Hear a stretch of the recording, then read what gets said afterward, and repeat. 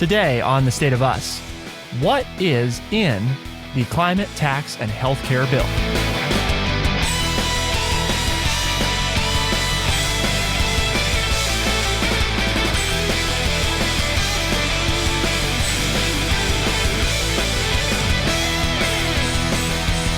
Welcome to The State of Us. I'm your host, Justin T. Weller, joined, of course, today by the one and only, your friendly redneck liberal and the senior resident historian here at True Chat, Mr. Lance L. Jackson.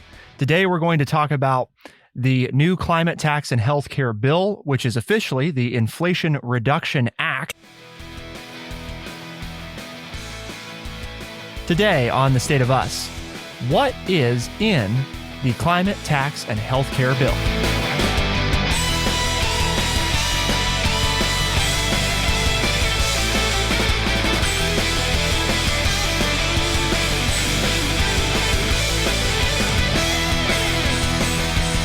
Welcome to The State of Us. I'm your host, Justin T. Weller, joined, of course, today by the one and only, your friendly redneck liberal and the senior resident historian here at True Chat, Mr. Lance L. Jackson.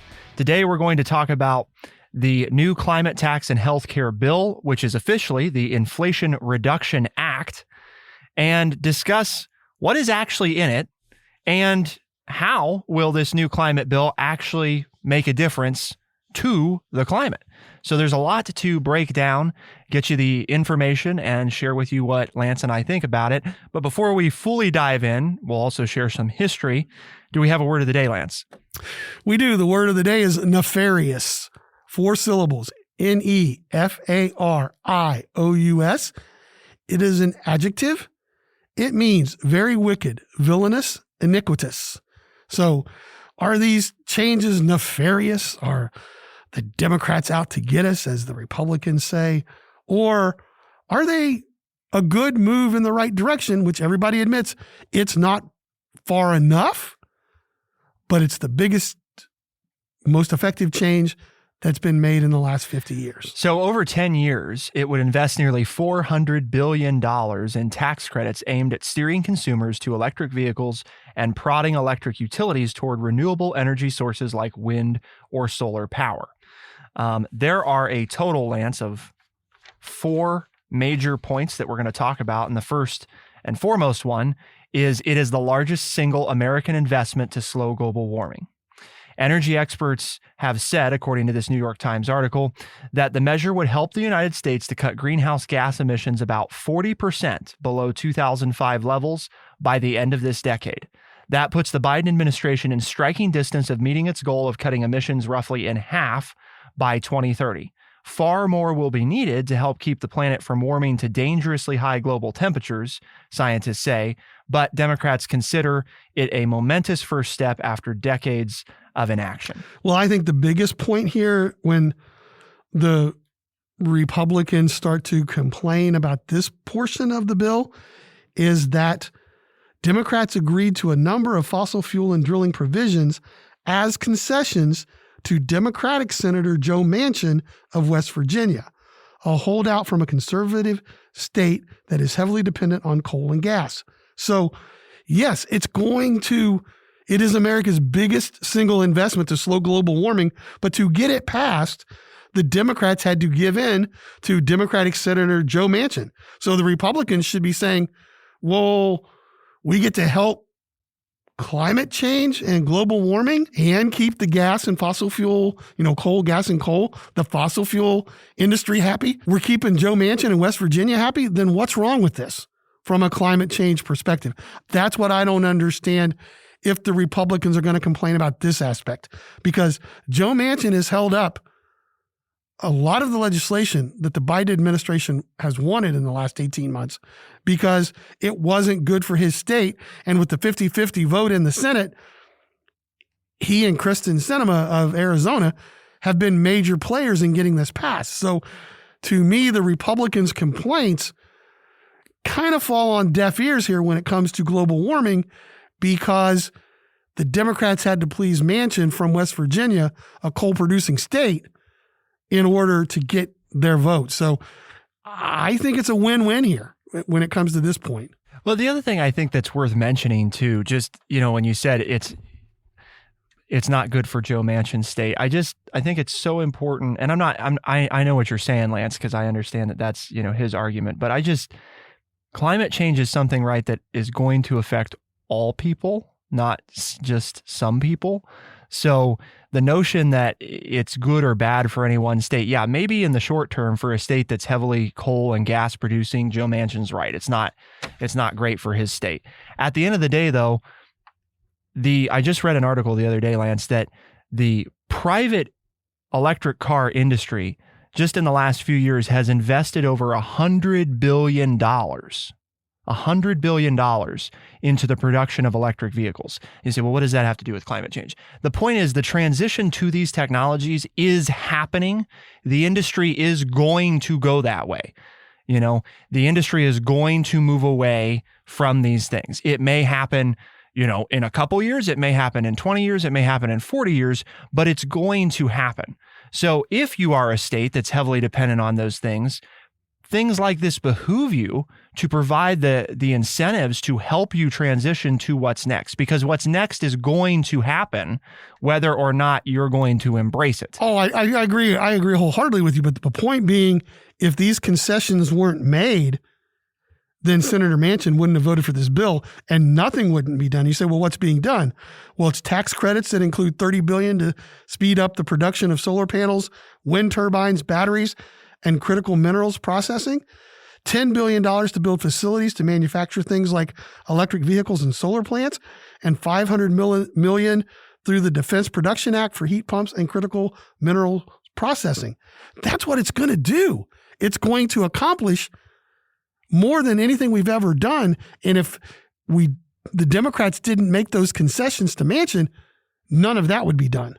So yes, it's not, you and I both agree it's probably not enough, but it's more than we've ever done. And without those concessions made to Manchin's home state of West Virginia, the Democrats don't get his vote, and this doesn't happen at all. And we're making no movement. Right. Well, and that's kind of the point of, what does this actually do in terms of climate? Well, there's this huge caveat of, right, these are all projections because we don't actually know. The other thing is this bill, which is very important to keep in mind, is heavily incentive based, right? Rather than forcing people to go certain routes, it's offering incentives to go down certain routes, which, by the way, for those of our listeners who like to get into the nitty gritty of how did you muscle this through? How did you finally get it done? Well, that's part of the way, because they have tried, since basically over the last 50 years, right?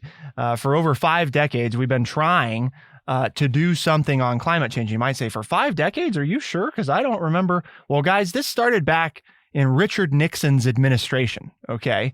That's where we're going back to. 1969, President Richard Nixon's advisor, Daniel Patrick Moynihan, wrote a memo describing a startling future. And basically it was attributed to carbon dioxide and saying that, burning oil and gas creates this dangerous chemical and that it's going to melt glaciers and cause the seas to rise, which is what we came to know as global warming. It was very dire prediction. And 53 years later, Congress is finally now at the point of being able to say, we're doing something significant about this problem. So I guess what I'm getting at there, Lance, is that it's taken a long time, and this is not going to fix it. But one of the reasons it's taken so long is many of the measures up until this point, any of the substantive things, all included more punitive measures, right? They were focused on, you must do X or Y will happen to you that is bad. That's what they've been focused on. And while scientists agree, right, and many lobbying firms agree that will be the single most effective thing to combat this, we haven't been able to do that. So finally, we've arrived at a point of saying we've been banging our head against the wall for 5 decades, unable to do that. So why don't we try to do something else that will make a difference? Basically, with current policies in place, right? And these aren't just Biden administration. This is Trump administration, as well as Obama, as well as Bush, as well as everybody up until this point that's had, input since, 2005, basically, which is when emissions peaked. All of those policies collectively by 2030 were aimed to reduce our carbon emissions by 27% over 2020 numbers, okay? Or excuse me, over 2005 levels. So from 2005 to 2030, if we had just stayed the course that we were on before this was passed, we would have reduced emissions 27%.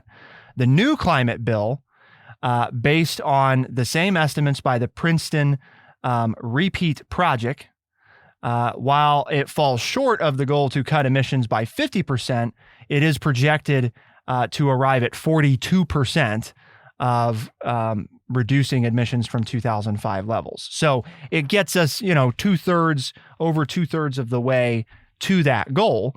So no, is it everything that we need it to be to, fix climate change? Of course not, because this isn't even a global thing. But the hope is that by taking this big step and by saying, the United States finally, after decades and decades and decades of virtual inaction, on a major level, is finally taking major action, that makes it easier for us to pressure other nations as well to follow suit. And it is only 2022, almost 2023, but 42% is closer to 50% than 27%. And so, Yes. maybe you can get something else done. And it brings up that old adage that we've used on this show multiple times about Ronald Reagan. He goes, I'm going to put something out there, and if I can only get a part of it, I'll take 20, 30, 40%. I don't know exactly what he said. I don't have the exact number, but I'll take whatever I can get from Congress and move on. And then I'll revisit it in a year or 18 months, and I'll ask for more. And again, if they only give me a little bit of it, that's more than I had when I started. And that's kind of the way, that I think Justin and I both feel about this. Is it as much as we'd like to have done? No. Is it the best? And obviously, and I don't usually like this, folks, you know that, but this is the best we've ever done. This is the most we've done since this became an issue in 50 years. So it is a big step forward. It's not enough in our opinion, but at least it's a movement in the right direction, and hopefully it will allow for more down the road. Yeah. The other thing that I think is important, Lance, is this whole notion, it passed the Senate, right? 50 to 51. So it was, closely divided, and, all the Republicans said no. Well, just because the Republicans voted no on the final measure, just to be clear, they had an important role in changing the legislation through the amendment process. There was a couple amendments and a couple changes to the bill where all Republicans, joined by 4 or 5 Democrats, amended the legislation to change the nature of it. So I guess the other thing that I want to point out is that, a 51 to 50 split, right, with the vice president being the tiebreaker, sounds like there were no compromises, but that's not true, because the Republicans had input and they did change things about this legislation successfully through the amendment process by working with Joe Manchin and a couple of other Democrats as well to make some things, what they would argue, better. So it may not be what they wanted to do, but rather than saying, we're just not going to do anything, it's, we're at least going to provide input and get a few things changed about it to make it better. So it was, certain parts of it were bipartisan in that Republicans were the ones who actually rallied the change that took place to the legislation. Right. The main thing was this is a 4-part bill, as you said. And so they may have all, or the majority of them, really supported this part of it, because where we saw a lot of movement was on the other things that were put in this bill. It's not just a global warming bill. Right. It's officially the Inflation Reduction Act. Right. So I think the Republicans had more of a problem with some of the other issues that we're going to talk about within the bill than they did the climate part of the bill. Yeah, because we have definitely started to see, and I think, we note that for our listeners as well, that shift in the Republican ideology of most Republicans no longer are denying that climate change is happening. They're merely debating what the best way to spend the money is. In other words, what is really the stuff from an economic standpoint that we're going to spend money on that makes the most sense, which is, I'm very happy that shift is taking place. But to Lance's point, that's where we have to talk about some of the next items, like Medicare, expanding other healthcare subsidies, and also taxes, because those are all things that are part of this. Again, may not be getting as much attention, but we're going to take a look. Keep it here on The State of Us. We'll be right back.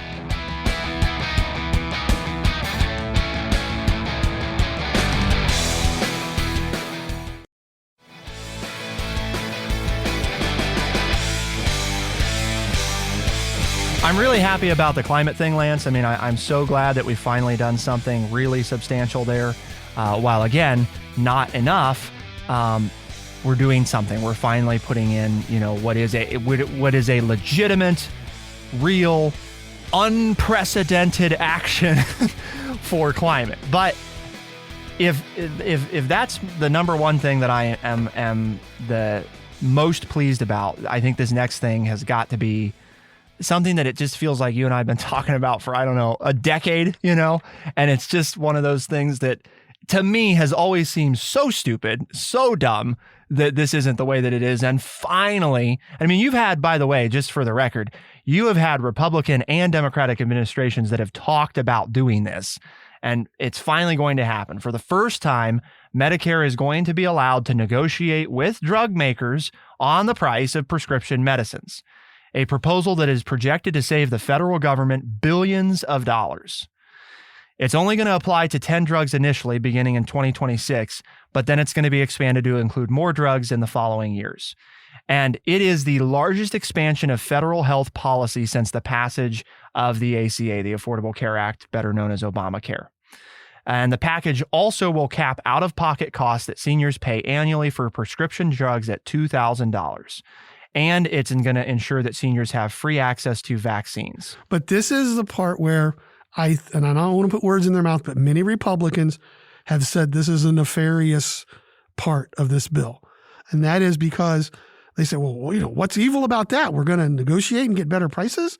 Well, the opponents argue that the plan would stifle innovation and the development of new treatments by cutting into the profits of drug companies and what they can then put back into their business. And others on the Democratic side are frustrated that it's going to be too slow to take hold. So again, you have both sides, but I think this is more of the Republican push of, we don't want to get the government in control of price. We want more of a free market out there. That's their typical response. And I think this is part of the bill that they think is more nefarious than the global warming part is. And I know you're excited about it, but to those free market people out there, you don't want government control on the price. You want the market to bear. I'm not saying you believe that. No, but I don't disagree with you. That's the whole thing that's frustrating, is because if you remember, there were not a lot of things that I, agreed with Donald Trump on. But let's just be clear. I mean, credit where credit's due. This is one of those things where initially he talked a lot about this is dumb. And we had been saying that, by the way, before he said that, and there have been Democrats that have said it before he said it, but I'm just pointing out, there are, when we say that, we have our thoughts and whatever, and we think what we think of Donald Trump, but like, he was talking about this, which is supposedly this person that all these Republicans love. Now they have a different perspective. The reason I'm bringing that up is because this notion that allowing Medicare to negotiate the prices of its own drugs is somehow anti-free market, I think it's just bogus. I think it's so wrong, because tell me this, what company out there do you think it would be fair from a free market standpoint to tell them they cannot negotiate the prices they pay for medications?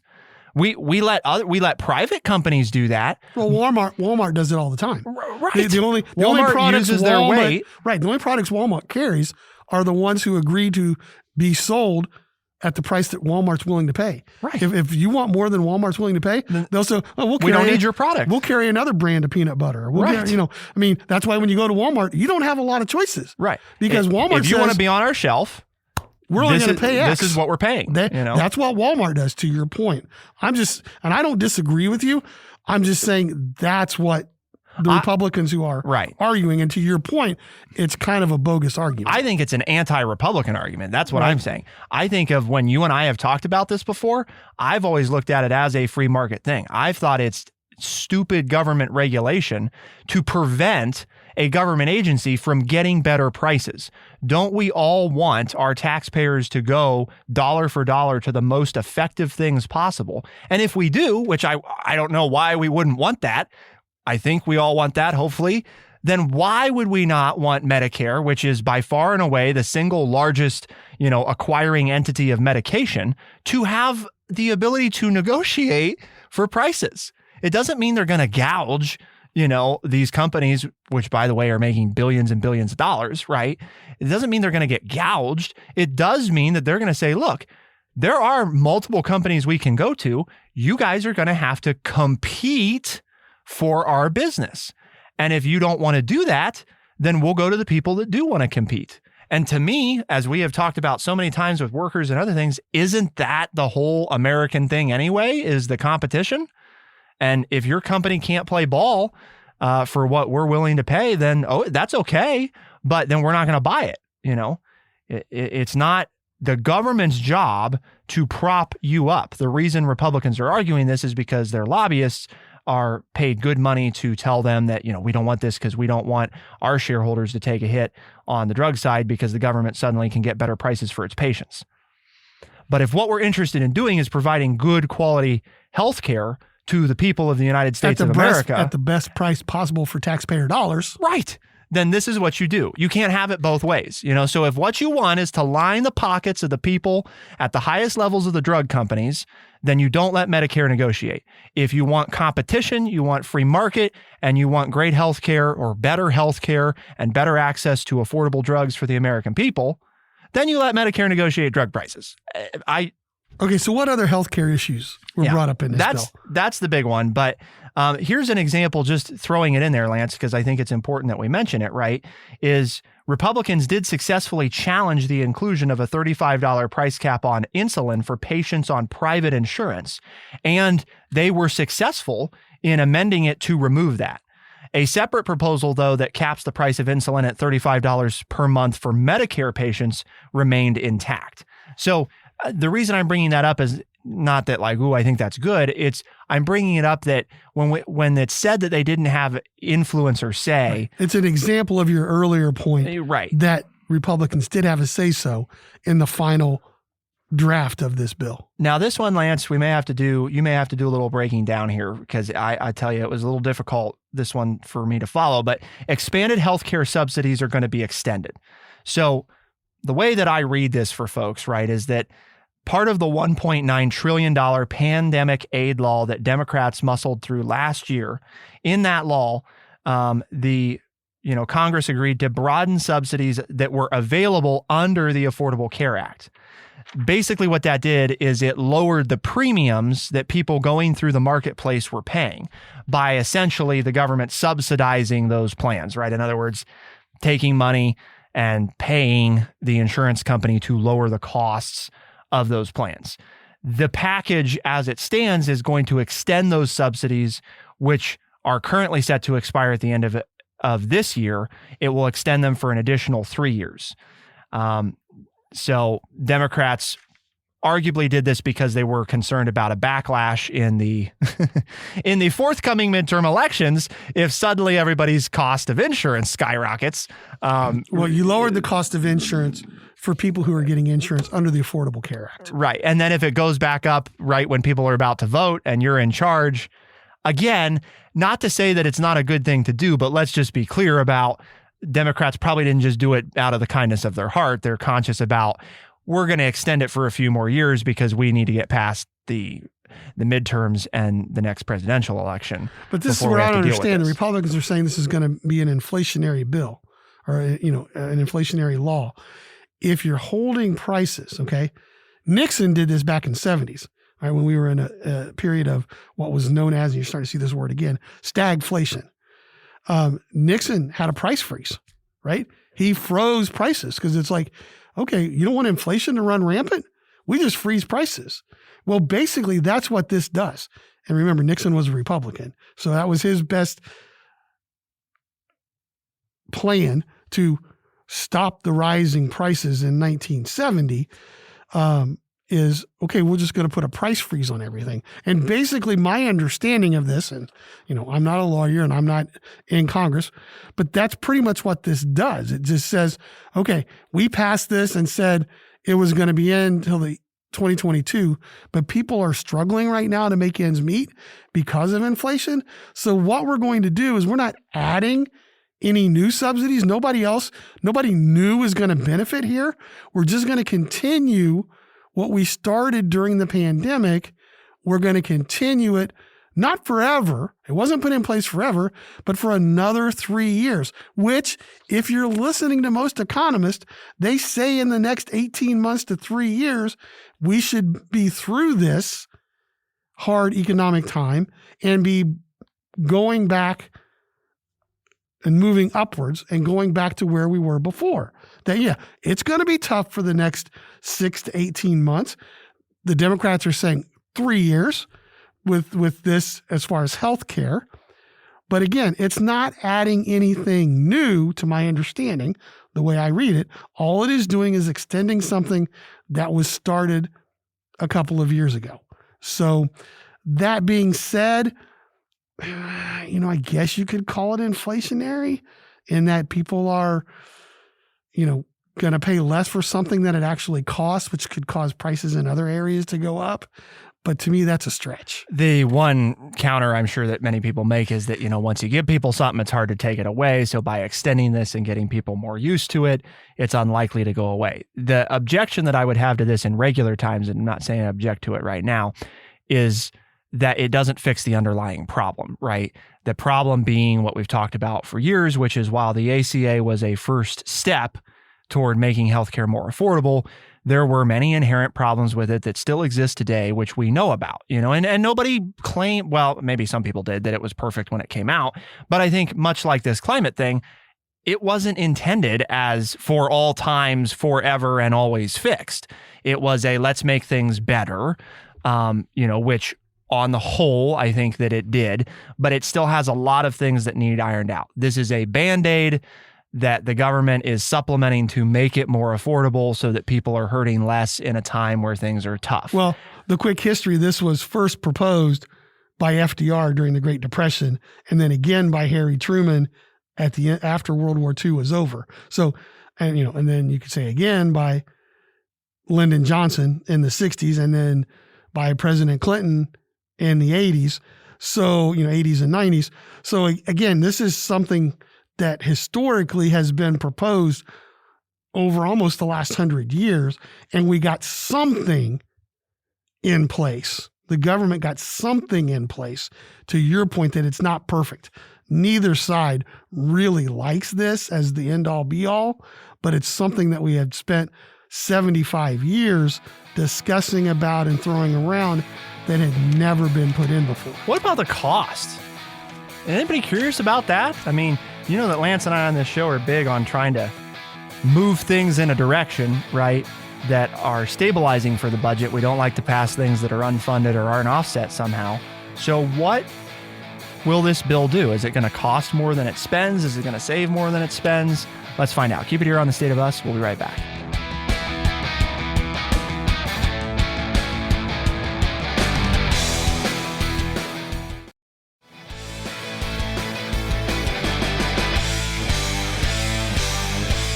The Committee for a Responsible Budget has provided an estimate for Congress's Joint Committee on Taxation and the Congressional Budget Office and Public Fact Sheets as of August 1st. Savings are projected at $790 billion.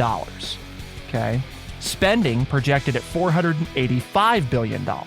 It's not all that common that we actually pass things that might not only safely pay for themselves, which is wonderful, but also actually return some money to the economy. But again, this is one of the nefarious parts of this bill, even so much so Well, one of the parts that Republicans claim is nefarious, right? I'm not sure it actually is nefarious. Well, again, you are allowed to have your opinion. Do you think it's nefarious? But there's a section here.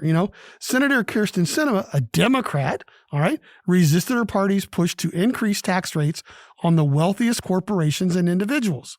So, this has a 15% corporate minimum tax, some of which was taken away under President Trump. And she also joined 6 other Democrats and all the Republicans in narrowing the scope of a corporate minimum tax by backing an amendment. So, again, to your point earlier, this has some Republican input with it, with the help of Democrats like Sinema of Arizona and Manchin of West Virginia. Here's what I think is the nefarious part, okay, that's in this, and it is the legislation also gives the IRS, now that's a nefarious organization. Lance doesn't like the IRS, folks. An investment of $80 billion, hoping to recover additional tax revenue by cracking down on wealthy corporations and wealthy tax evaders. Republicans, who have historically opposed shoring up funds for the IRS, have argued that this will increase audits and scrutiny on lower-income households. The IRS, my so-called nefarious organization, in turn has dismissed the concern, telling Congress that these resources are absolutely not about increasing audit scrutiny on small businesses or middle-income Americans. So only time will tell. Here's my problem, folks, right? It's not really with the IRS, it's with Congress. I'm a fairly well-educated person. I mean, on paper, the amount of reading I do, I think I'm pretty well-read. I can no longer, in the last 3 years, do my own taxes. I cannot understand all of it with every little thing now that my life has taken on in older age. Why in the world do we write a tax code, Congress, which the IRS has to enforce, to where the average citizen can't figure up their own tax bill? Okay? That's stupidity to me. Not reliably figure it out. It shouldn't be that hard. Well, right. Or to where it's not cost effective. If I'm going to spend 100 hours doing it and I could spend that 100 hours producing something to help grow the GDP, right? Why would I spend that time when it's cheaper for me to go out and work those 100 hours and then pay a small portion of that to somebody else who is better informed and works with the tax code the year round? Why create a system that we have to pay for somebody to figure out how much we should be supporting our government? But the simple point is, I'm not against paying my taxes, but I'm against it being so complex that when I'm trying to pay my tax bill, I might get in trouble because I don't understand the tax law. Because you make an honest mistake. Right. Because it's that complicated. And the IRS, they're not necessarily nefarious, folks. I really don't feel that way, but I was making a point.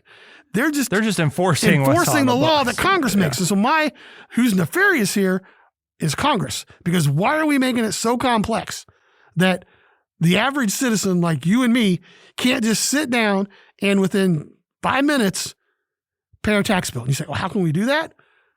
We have a flat tax. Okay. So everybody that's been listening to the show the entire time who's like, man, this Lance guy, he's this bleeding heart liberal, just out there, way beyond the realm of reason. And then all of a sudden, bam, hit you with that Republican flat tax, baby. Postcard for taxes. Let's get it done. It's just smart. It's just make it easy. You want the money? You don't have to give 80 billion more, million more, whatever it was, to the IRS.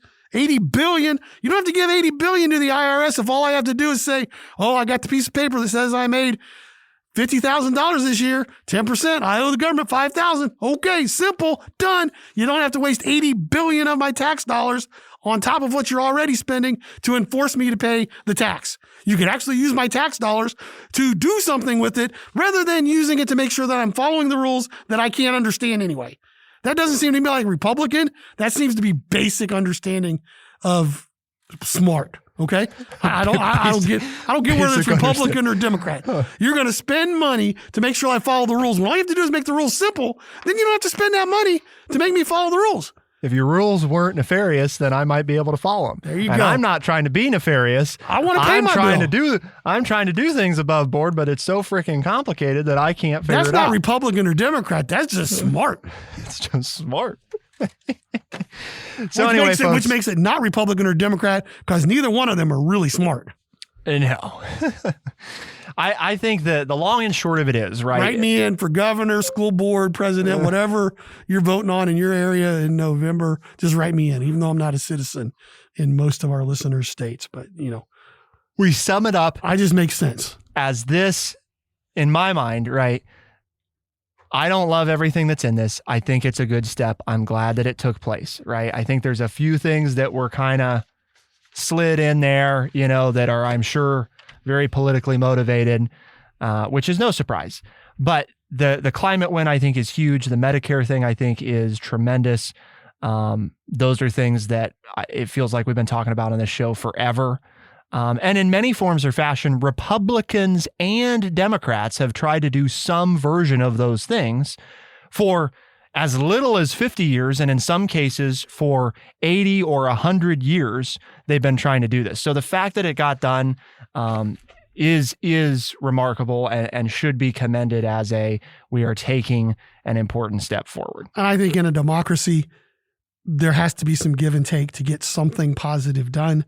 And we're just going to repeat again, this is more bipartisan. I'm not saying it's a bipartisan bill because of the final vote, but we're saying and pointing out to you and hopefully proving to you that it's more bipartisan than the national media is telling you. The national media would like for you to think that there was more nefarious activity at play than there actually was, because that sells more papes, right? That sells more papers.